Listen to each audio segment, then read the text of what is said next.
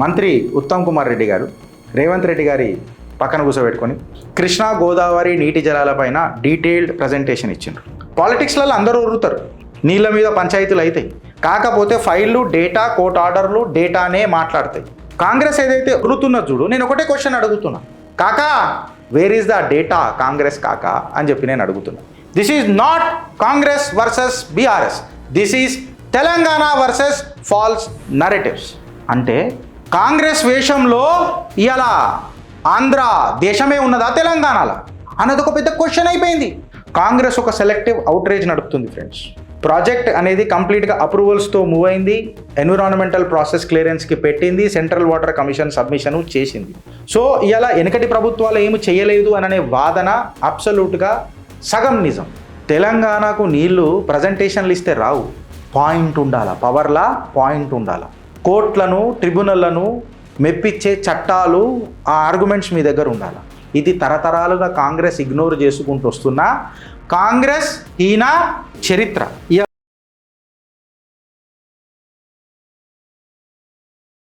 మంత్రి ఉత్తమ్ కుమార్ రెడ్డి గారు రేవంత్ రెడ్డి గారి పక్కన కూర్చోబెట్టుకొని ఒక ప్రజెంటేషన్ ఇచ్చారు. కృష్ణా గోదావరి నీటి జలాలపైన డీటెయిల్డ్ ప్రజెంటేషన్ ఇచ్చిండ్రు.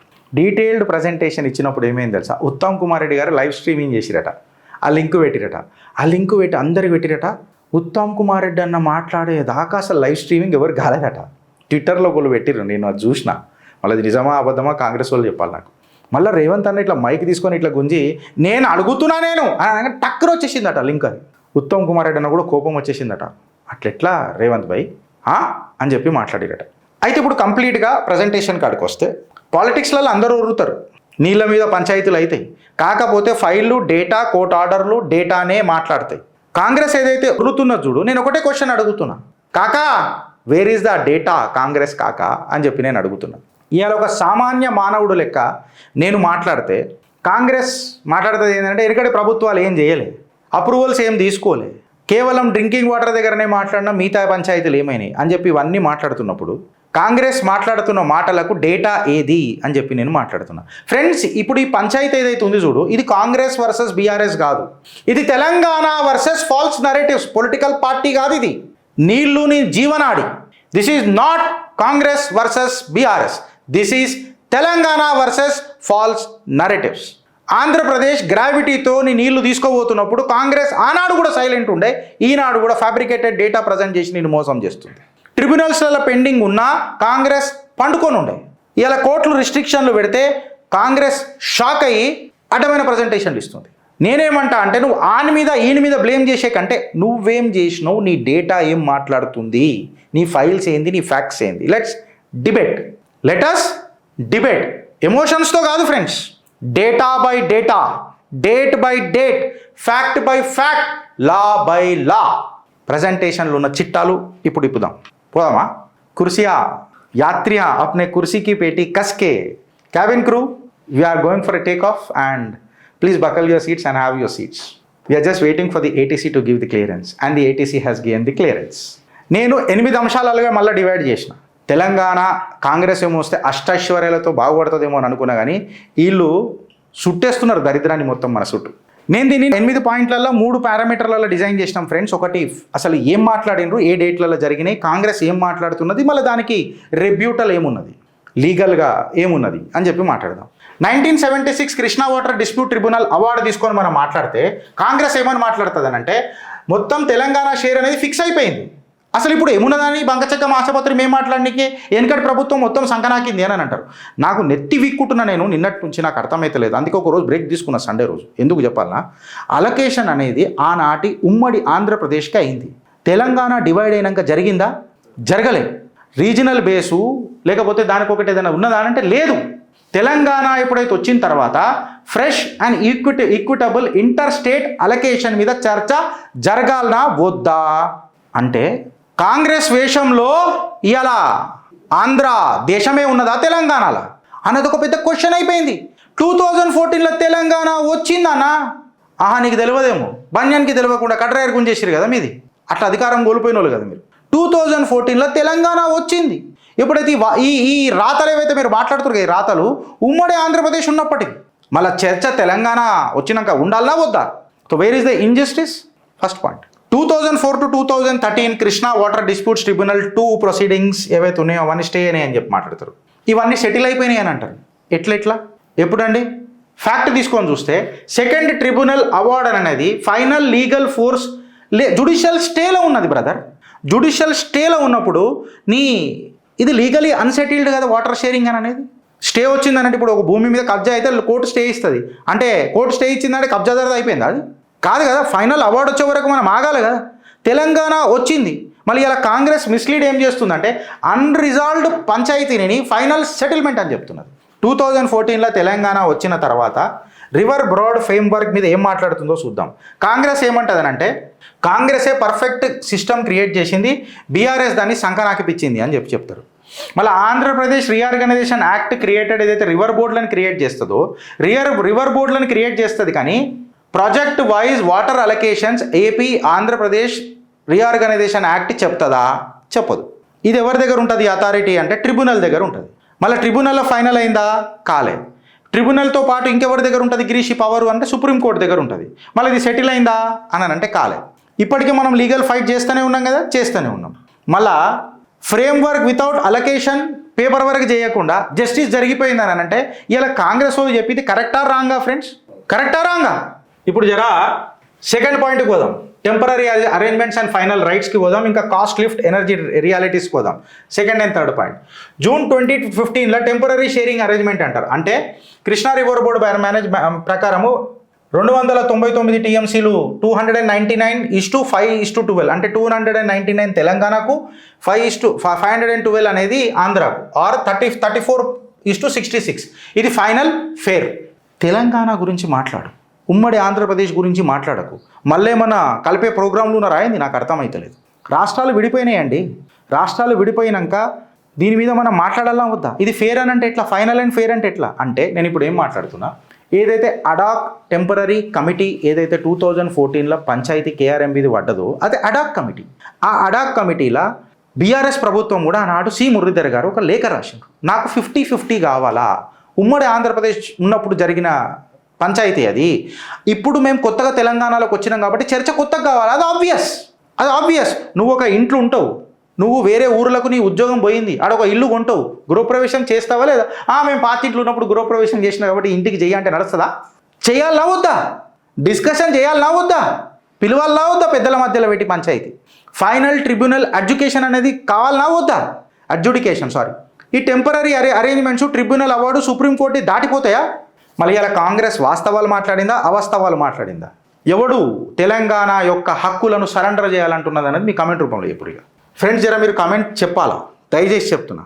ఇది వాస్తవాలు, మన భూభాగం యొక్క వాస్తవాలు, నీ పౌరుషం యొక్క వాస్తవాలు, నీ పొగరు వాస్తవాలు. ఈ వాస్తవాలకు నువ్వు కమెంట్ చేయలేదనుకో నువ్వు మోసపోతావు. ఇది గుర్తుపెట్టుకో. నెక్స్ట్ చూడు, కాస్ట్ ఎస్కలేషన్ అయిందంట అంటే ఖర్చు పెరిగిందంట, అది కరప్షన్ అంట. ఖర్చు పెరిగిందంట, కరప్షన్. ఇప్పుడు నేను ఒక కేజీ బియ్యంతో బిర్యానీ వండుదామని అన్నా.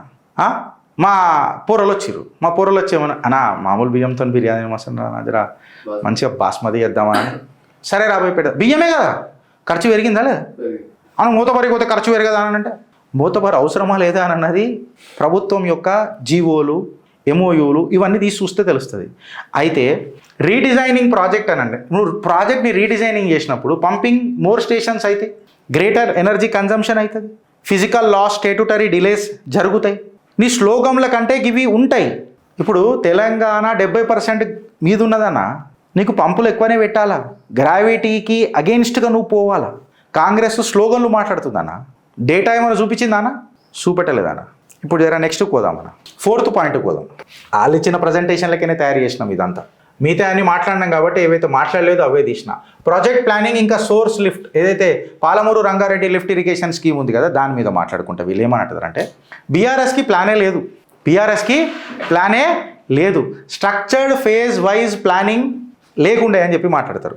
ఆధారాలు తీసి చూస్తే ఏమవుతుందంటే స్ట్రక్చర్డ్ ఫేజ్ వైజ్ ప్లానింగ్ ఉండే, వాటర్ రిక్వైర్మెంట్ వాళ్ళు క్వాంటిఫై చేసిండ్రు, ఎంత ఆయకట్ దీని మీద పరిగణనలోకి వస్తుందో అది ఐడెంటిఫై చేసిండ్రు, కాస్ట్ ఎస్టిమేట్స్ ఇచ్చిండ్రు. ఇవన్నీ రికార్డులలో ఉన్నాయి. ఈ డాక్యుమెంటెడ్ అడ్మినిస్ట్రేటివ్ ప్రొసీజర్స్ అన్నింటిని ఎవడు ఇగ్నోర్ చేసిండు? కాంగ్రెస్. ఈయన చరిత్ర. జూన్ 2014లో జూరాల బ్యారేజ్ శ్రీశైలం రిజర్వేర్కి షిఫ్ట్ అయింది, బీఆర్ఎస్ ఇర్రేషనల్గా షిఫ్ట్ చేసింది, కాస్ట్ని పెంచేసింది అని చెప్పి మాట్లాడతారు. ఇప్పుడు సోర్స్ చేంజ్ అని అనేది హైడ్రాలజీ స్టడీ. హైడ్రాలజీ స్టడీలు ఏమేమి వస్తాయి? నీ లిఫ్ట్ హైట్ వస్తుంది, నీ పంప్ డిజైన్ వస్తుంది, నీ స్టోరేజ్, ఇంకా ఇంటర్ స్టేట్ ఇంప్లికేషన్స్ వస్తాయి. లా అండ్ ఇంజనీరింగ్ అని అనేది టెక్నికల్ డిజైన్. కాంగ్రెస్ వాట్సాప్ ఫార్వర్డ్లు కాదు. ఎప్పుడైతే ఈ ప్రాజెక్ట్ చేంజ్ అవుతుందో స్టాట్యూటరీ క్లియరెన్సులు కూడా నీ దారిలా అడ్డుపడతాయి. నీ స్లోగన్లు అనేది వాట్సాప్ ఫార్వర్డ్లు కాదు. నేను మూడోసారి చెప్తున్నా ఇట్లాంటి చిట్టా డేటా ఏది. ఇంకోటి ఏం చెప్తారు, పాత ప్రభుత్వం స్క్రూటినీ లేకుండా పనిచేసింది అని చెప్తారు. అయితే గవర్నమెంటే technical examination of the redesign, staging, ఫండింగ్కి డైరెక్ట్ చేసింది. అంటే అడ్మినిస్ట్రేటివ్ ప్రాసెస్ ప్రూవ్ అయినట్టే కదా. ఇక్కడ గవర్నమెంట్ ఇట్ సెల్ఫే నువ్వు టెక్నికల్ ఎగ్జామినేషన్ చేయించినావు, దేంది రీడిజైన్ది, స్టేజింగ్ది, ఫండింగ్ది అని చెప్తే డైరెక్ట్ ఇది ప్రభుత్వము అడ్మినిస్ట్రేటివ్ ప్రాసెస్ ఫాలో అయినట్టే కదా. మళ్ళీ గవర్నమెంట్ అదే రికార్డు తీసుకొని కాంగ్రెస్ ప్రభుత్వము ఇవాళ ఏదో స్క్రూటినీ ఎస్టాబ్లిష్మెంట్ చేస్తున్నా అంటే 2 సంవత్సరాల పాటు మీరు పరిపాలన చేసిండ్రా లేకపోతే గుడ్డి గుర్రాల పండ్లు దొంగినరా? ఒకళ్ళు నాసుంటోళ్ళని అడ్వైజర్లను పెట్టుకోరు. సీరియస్గా చెప్తున్నా, పనికొస్తుంది. ఇప్పుడు ఇంకొకటి ఏమంటారంటే నో అప్రూవల్స్ ఓన్లీ స్పెండింగ్ అని చెప్పి చెప్తారు. ఫార్మల్ అడ్మినిస్ట్రేటివ్ అప్రూవల్ రీడిజైన్డ్ ప్రాజెక్ట్కి ఉండే అని చెప్పి చెప్తారు. అడ్మినిస్ట్రేటివ్ అప్రూవల్ అనేది ఒక legal prerequisite for executing but remains distinct from environmental clearances. అంటే కాంగ్రెస్ ఏమని చెప్తుంది తెలుసా? ఎన్విరాన్మెంటల్ క్లియరెన్సెస్ లేవు, పర్మిషన్స్ లేవు, వీళ్ళు పైసలు పెట్టుకుంటూ పోయారు. Administrative approval redesign of the ప్రాజెక్ట్కి అది వేరే లీగల్ ప్రీ రిక్విసైట్. ఈ అడ్మినిస్ట్రేటివ్ ప్రాసెస్ దాటిన తర్వాత నెక్స్ట్ స్ట్రక్చర్ డిజైన్ అయింది, రీడిజైన్ అయింది, ఆయకట్టు పెరిగింది. ఆయకట్టు పెరిగినప్పుడు ఇది ఇట్లా ఈ ప్రాంతాల నుంచి వస్తుంది, ఈ ప్రాంతాల నుంచి ఇట్లా వస్తే దీనికి ఎన్విరాన్మెంటల్ ఏమైనా ఇంపాక్ట్ అవుతుందా, దానికి ఎన్విరాన్మెంటల్ క్లియరెన్స్ మళ్ళీ ఇంకొక సబ్జెక్ట్. అది కాంగ్రెస్ కావాలని ఈ 2 డిఫరెంట్ లీగల్ స్టేజెస్ని ఒకటే అని చెప్పే ప్రయత్నం చేస్తుంది ఫ్రెండ్స్. ఎట్లా చెప్తా. ఎన్విరాన్మెంటల్ క్లియరెన్స్ ప్రాసెస్ ఏ రకంగా ఉంటుంది అని అంటే నో ఎన్విరాన్మెంటల్ స్టెప్స్ టేకెన్ అని చెప్పి కాంగ్రెస్ మాట్లాడుతుంది. అయితే కాంగ్రెస్ వాళ్ళకి అర్థమైతలేదు ఏంటంటే టర్మ్స్ ఆఫ్ రిఫరెన్స్ అని ఎప్పుడైతే వస్తుంది చూడు. ఇప్పుడు చిత్రగుప్తులను ఉద్యోగం చేయాలి, నువ్వు వేరే కంపెనీలో పనిచేస్తావు. చిత్రగుప్తులు ఉద్యోగం చేయాలంటే నీకు ఒకటి జాబ్ డిస్క్రిప్షన్ పంపుతాం. అంటే దానికి అర్థం ఏంది? టర్మ్స్ ఆఫ్ రిఫరెన్స్ ఫార్మల్గా ఎన్విరాన్మెంటల్ ఇంపాక్ట్ అసెస్మెంట్ ప్రాసెస్ అనేది ప్రక్రియ మొదలైనట్టే కదా. ఎప్పుడు వస్తాయి మళ్ళీ టర్మ్స్ ఆఫ్ రిఫరెన్స్? మాట్లాడుతున్నా అంటే ఈ స్టెప్పు లీగల్ మీనింగ్ ఉన్నట్టే కదా. According to the environmental protection act 1986. Congress దీన్ని అట్లెట్లా మర్చిపోయింది? అడ్వైజరీ చూడు. వెనకటి ప్రభుత్వం అంట ఎన్విరాన్మెంటల్ క్లియరెన్స్ కావాలని డిలే చేసిందట. నేనంటలే, కాంగ్రెస్ వాళ్ళు అంటారు. ఇప్పుడు చూడు దాని పంచాయతీ చూడు. ఎన్విరాన్మెంటల్ క్లియరెన్స్ అనేది అసెంబ్లీలో డిసైడ్ అవుతుందారా చెప్పు? అది ఒక statutory multi stage process, study, public consultation, appraisal జరుగుతాయి. డిలే ఎప్పుడవుతుంది అని అంటే ఒక రెగ్యులేటెడ్ ఫ్రేమ్వర్క్ కింద జరుగుతాయి. అంతేగాని అసెంబ్లీలో కూర్చొని నేను తీర్మానం చేసేస్తా, నా పొలిటికల్ విల్ ఉందనంటే ఎన్విరాన్మెంటల్ క్లియరెన్సెస్ వస్తాయా? చట్టం అనేది నీ టెలివిజన్ డిబేట్లలో డిఫైన్ అవుతుందా? రేవంత్ అన్న, ఉత్తమ్ కుమార్ రెడ్డి అన్న చెప్పురే నాకు అమ్మ మాట. ప్రభుత్వానికి ఎన్విరాన్మెంటల్ క్లియరెన్స్ మీద అది ఒక స్టేట్యుటరీ బాడీ, అది మల్టీ స్టేజ్ ప్రాసెస్ ఉంటుంది. అందులో మస్తు ప్రజలను కన్సల్ట్ చేస్తారు, అక్కడ దిగుతారు, సర్వేలు చేస్తారు. ఇవన్నీ వదిలిపెట్టి కేవలం మాట్లాడంగానే ఇచ్చేస్తారా? మీ కమెంట్ రూపంలో చెప్పురి ఫ్రెండ్స్, ఇది యాక్సెప్ట్ చేద్దామా? ఇక చూడురి. ఇంకోళ్ళు ఏం మాట్లాడతారు? నథింగ్ వాజ్ ఎవర్ ఫైల్డ్, అదే ఎన్విరాన్మెంటల్ డాక్యుమెంట్ సబ్మిషన్ కోసం ఏది పంపలేని అంటారు. అసెస్మెంట్ డాక్యుమెంట్స్ సబ్మిషన్ అయినట్టు క్లియర్ కట్గా స్టేట్యుటరీ ఛానల్లో డాక్యుమెంట్ అయి ఉన్నది. ఇది లీగల్ యాక్ట్, ఇది లీగల్ యాక్ట్. వెనకటి పాయింట్నే ఇంకా కొంచెం జర డీటెయిల్గా చెప్పడానికి ప్రయత్నం చేసినాడు. దాని తర్వాత వీళ్ళు ఏమని మాట్లాడతారో ఈయన. వీళ్ళు ఏమని మాట్లాడతారంటే ప్రాజెక్ట్ అంతా was illegal and rightly stopped, ఆపేసిరట. ఏడా ఆపేసిర్రే కాంగ్రెస్ అన్న? నేను అడుగుతున్నా. ట్రిబ్యునల్ అని అనేది ఒక స్టేట్యుటరీ పవర్. ఎన్విరాన్మెంటల్ కంప్లైంట్స్ వచ్చిన తర్వాత దానికి ఒక చట్టబద్ధత వస్తుంది. ఆర్డర్ పాస్ చేసిరు, స్టేట్ లీగల్ బౌండ్ ఈ అపీలేట్ రూట్స్ని ఫాలో కావాలి. ఎలక్టెడ్ గవర్నమెంట్ ఏదైతే వచ్చిందో ఇప్పుడు మీ కాంగ్రెస్ అయినా ట్రిబ్యునల్ ఇచ్చిన తీర్మానాలకు విరుద్ధంగా పోగలుగుతుందా? మళ్ళీ ఇది కంటెంప్ట్ కాదా? ట్రిబ్యునల్ ఆపింది కదా, మళ్ళీ సుప్రీంకోర్టు దగ్గర పంచాయతీ ఎందుకు నడుస్తున్నది కొన్ని విషయాలలో చెప్పరు? అది మీ అసెంబ్లీలో తీర్మానాలు చేసుకుంటే అయిపోతుంది కదా. లేదు, ఆంధ్రప్రదేశ్తో కూర్చొని ఏమైనా కన్సెంట్ తెచ్చుకున్నారా? లేదు. ట్రిబ్యునల్ ఏమైనా చెప్పిందా అంటే అడాకుండే అప్పట్లో, అది ఉమ్మడి ఆంధ్రప్రదేశ్కి ఉండే. తెలంగాణ నీళ్ళ పంచాయతీలో బీఆర్ఎస్ డిఫెండ్ చేయలేదని చెప్పి కాంగ్రెస్ ఆరోపణ చేస్తుంది. రాష్ట్రము సుప్రీంకోర్టుకు పోయింది. ఎందుకు పోయింది? ట్రిబ్యునల్ ఆర్డర్ ఏదైతే ఉందో అది మాకు అపీలేట్ మాకు న్యాయబద్ధంగా లేదు, అందుకే మేము పోయినాము అంటే డ్యూ ప్రాసెస్ ఫాలో అయినట్టే కదా. తెలంగాణ యొక్క హక్కులను బీఆర్ఎస్ ప్రభుత్వం డిఫెండ్ చేసినట్టే కదా సుప్రీంకోర్టుకు పోతున్నది అని అంటే. ఎందుకు పోతావు? యాక్సెప్ట్ చేసినట్టయితే లేదు కదా. సుప్రీంకోర్టులో కేసు నడుస్తుందిగా. February 2023కి సుప్రీంకోర్టు ఆర్డర్ వస్తుంది. సుప్రీంకోర్టు ఏం చేస్తుందంటే blocked the project because of BRS failure అని చెప్తుంది. సుప్రీంకోర్టు ఏమన్నా అన్నదంటే డ్రింకింగ్ వాటర్ సప్లైకి ఏదైతే ఉందో దాన్ని మేము కంటిన్యూ చేసుకోండి, అదర్ వర్క్స్ ఏవైతే ఉన్నాయో అవి స్టాట్యూటరీ క్లియరెన్స్ వచ్చే వరకు మీరు చెయ్యొద్దు అని చెప్పి ఒక బైండింగ్ జ్యుడిషియల్ రిస్ట్రిక్షన్ని పెట్టింది. అంటే ఇప్పుడు సుప్రీంకోర్టు అప్సెడా? సుప్రీంకోర్టు చెప్పింది తుంగలో తొక్కేస్తారా? సుప్రీంకోర్టు ఏం చెప్పింది, మీరు ప్రజలకు ఏం చెప్తున్నారు? ఇది చూడురి. Central water commission rejected the project because Telangana has no rights. తెలంగాణకి రైట్లు లేవు, అందుకే సిడబ్ల్యూసీ రిజెక్ట్ చేసిందట. డీటెయిల్డ్ ప్రాజెక్ట్ రిపోర్ట్ ఎందుకు రిటర్న్ చేసిరనంటే కృష్ణా రివర్ అలొకేషన్స్ ఏవైతే ఉన్నాయో అది కృష్ణా వాటర్ డిస్ప్యూట్ ట్రిబ్యునల్ 2లో పెండింగ్ ఉన్నాయి. పెండింగ్ ఉన్న దాని మీద సిడబ్ల్యూసీ అనేది టెక్నికల్ డిపార్ట్మెంట్ వాటర్ అలొకేషన్ ఎట్లా చేస్తుందండి? అరే కాంగ్రెస్ వాళ్ళు తలకాయడ పెట్టుకొని మాట్లాడతారు, నాకు అర్థం కాదు. ఇంటర్ స్టేట్ అలొకేషన్ అనేది ఎప్పుడైతే మ్యాటర్ సబ్జుడిస్ ఉన్న దాన్ని నో రైట్స్ అని ఎట్లా డిక్లేర్ చేస్తారు కాంగ్రెస్ వాళ్ళు? చెప్పురు నాకు. అంటే కాంగ్రెస్ ఎన్ని అబద్ధాలు ఆడుతుందో మీకు తెలుస్తుందా? నాణ్యమైన అబద్ధాలా, మళ్ళీ నాణ్యత లేని అబద్ధాలా? ఇవి మీరే చెప్పురు. ఇక నాకు కాంగ్రెస్ ఒకటే వర్క్ చేస్తుందట, మిగతా వాళ్ళందరూ గుడ్డిగూరాల పళ్ళు తోపిరట. ఇన్ని పంచాయతీలు చెప్పిన నాకు గొంతున వస్తుంది, నేను ఇది చెప్పా ఇక నువ్వు బతుకులు జడా అని చెప్పి ప్రజలే అనేటట్టుగా అయిపోతుంది. ఇక నేను చెప్తున్నా కదా. ఇప్పుడు చూడుర్రి, there is no major diversion problem అని చెప్తున్నారు. ఇప్పుడు ఏవైతే గ్రావిటీ ద్వారా డెడ్ స్టోరేజ్ నుంచి ఏదైతే ఉంటుందో శ్రీశైలం డ్రమాటికల్గా స్టేట్ బైఫర్కేషన్ అయిన తర్వాత ఆంధ్ర రాష్ట్రము వాటర్ని గుంజుకున్నది. ఇంటర్ స్టేట్ వాటర్ లాని యూనిలేటరల్ కెపాసిటీ ఎక్స్పాన్షన్ చేసుకుంటా ముంగటికి పోయింది. మళ్ళీ దీని మీద ఎవడన్నా మాట్లాడిండా అంటే దానికి బనకచెర్ల నిలువెత్తు సాక్షి కాదా? చెప్పురు మీరు. కాంగ్రెస్ ఒక సెలెక్టివ్ అవుట్రేజ్ నడుపుతుంది ఫ్రెండ్స్. ప్రాజెక్ట్ అనేది కంప్లీట్గా అప్రూవల్స్తో మూవ్ అయింది, ఎన్విరాన్మెంటల్ ప్రాసెస్ క్లియరెన్స్కి పెట్టింది, సెంట్రల్ వాటర్ కమిషన్ సబ్మిషన్ చేసింది. లేటర్ ఇది ఎక్కడ లాక్ అయింది అని అంటే national green tribunal plus supreme court limits, దాని తర్వాత ఇంటర్ స్టేట్ ట్రిబ్యునల్ కన్స్టెంట్స్ వచ్చినప్పుడు ఇది లాక్ అవుతుంది. ఖచ్చితంగా అక్కడ వినాల్సి వస్తుంది మ్యాటర్ సబ్జుడిస్ ఉన్నప్పుడు.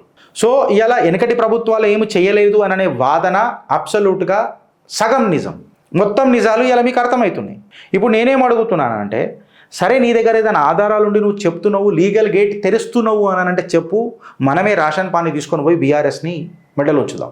తెలంగాణకు నీళ్ళు అవసరం కానీ నీ అబద్ధాల నగారా కాదు. నీళ్ళు ఎప్పుడు వస్తాయి అని అంటే నీ దగ్గర అబ్సల్యూట్ డేటా ఉండాలా, డేటాతో పాటు లా నీకు సపోర్ట్ చేయాలా, దాంతోపాటు ట్రిబ్యునల్ తీర్పులు స్ట్రాటజీ ఛేదించే శక్తి నీ దగ్గర ఉండాలా. సగం నిజాలు సగం కాయిదాలు పట్టుకొని పోతే తెలంగాణ యొక్క మనుగడను మీరు అజ్ఞాతంలో వదిలిపెడుతున్నారు, అంధకారంలోకి నెట్టేస్తున్నారు. ఇదే చిత్రగుప్తు కొన్ని నెలల నుంచి మొత్తుకుంటుంది నీళ్ళ మీద. చిత్రగుప్తు నీళ్ళు డయాగ్రామ్ లేచి మరీ చెప్పింది పంచాయతీ ఏంది అని. అడ్మినిస్ట్రేటివ్ అప్రూవల్స్ అయినాయి, స్టాట్యూటరీ క్లియరెన్సెస్ ఇంకా ఎన్విరాన్మెంటల్ ప్రాసెస్ దగ్గర ఆగినాయి, ట్రిబ్యునల్ ఇంటర్వ్యూన్ అయింది, సుప్రీంకోర్టు డ్రింకింగ్ వాటర్కి ఇస్తాం, మిగతా వాటర్ అలొకేషన్స్ని ఆపండి అని చెప్పింది. Central water commission legally block చేసిందని అనడం ఎంత తప్పండి. తెలంగాణకు నీళ్లు ప్రజెంటేషన్లు ఇస్తే రావు, పాయింట్ ఉండాలా, పవర్లా పాయింట్ ఉండాలా. కోర్టులను ట్రిబ్యునల్లను మెప్పించే చట్టాలు ఆ ఆర్గ్యుమెంట్స్ మీ దగ్గర ఉండాలా. ఇది తరతరాలుగా కాంగ్రెస్ ఇగ్నోర్ చేసుకుంటూ వస్తున్న కాంగ్రెస్ హీన చరిత్ర.